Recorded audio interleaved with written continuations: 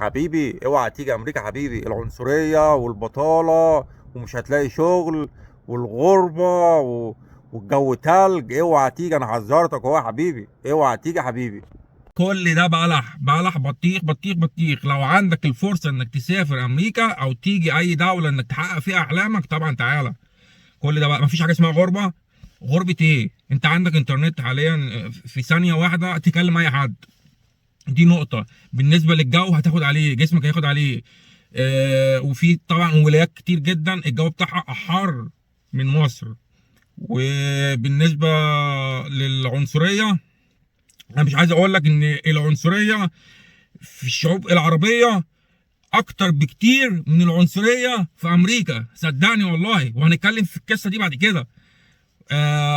بالنسبه للبطاله، آه مفيش حاجه اسمها بطاله هنا في امريكا.